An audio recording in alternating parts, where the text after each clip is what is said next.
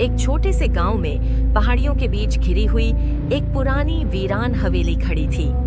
लोग कहते थे कि वह हवेली श्रापित थी। रात के समय वहां से अजीबोगरीब आवाजें आती और कभी-कभी हल्की रोशनी भी दिखती। कोई भी उस हवेली के पास जाने की हिम्मत नहीं करता था। एक दिन गांव में एक युवा लड़की राधिका आई। वह साहसी थी और रहस्यों को सुलझाने में गहरी रुचि रखती थी। गांव वालों ने उसे हवेली की कहानियां सुनाई, लेकिन राधिका ने उन बातों को अंधविश्वास मानकर अनदेखा कर दिया। उसने फैसला किया कि वह खुद उस हवेली के रहस्य का पता लगाएगी।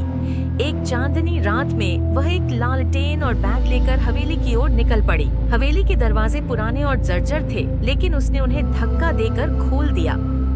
अंदर अजीब सी ठंड थी। दीवारों पर धूल और मकड़ियों के जाले लटके हुए थे। अचानक उसे एक धीमी फुसफुसाहट सुनाई दी। वह रुक गई और ध्यान से सुनने लगी। कौन है यहाँ?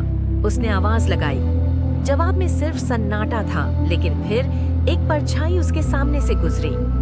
राधिका ने लालटेन उठाई और उसका पीछा किया।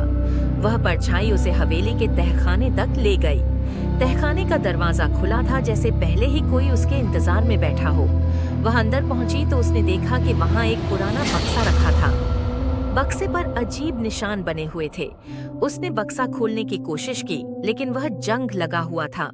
तभी अचानक हवेली में तेज हवा चलने लगी और दरवाजे खटखटाने लगे। बक्सा खुला और उसमें से एक चमकती हुई किताब निकली। किताब के पन्ने खुद ब खुद पलटने लगे और उसमें से एक धुंधली आकृति उभर आई। वह आकृति एक युवा औरत की थी, जिसने राधिका को बताया कि वह रहस्यों की रानी है। उसे किसी ने धोखे से कैद कर दिया था और वह इस हवेली में कैद हो गई थी। तभी रहस्यों की रानी ने कहा, तुमने मुझे आजाद किया, लेकिन असली खेल अब शुरू होता है। हर पन्ना तुम्हें एक नया रहस्य देगा। तुम इस किताब में जो कुछ लिखोगी वह पूरा हो जाएगा। और रहस्यों की रानी ने उसे किताब दे दी। राधिका ने वादा किया कि वह इस सच्चाई को गांव वालों तक पहुंचाएगी। अगली सुबह उसने गांव वालों को सारा सच बताया।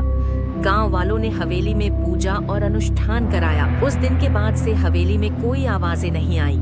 राधिका ने साबित कर दिया कि साहस और बुद्धिमानी से सबसे बड़े रहस्यों को भी सुलझाया जा सकता है। तुमने अब तक सिर्फ शुरुआत देखी है।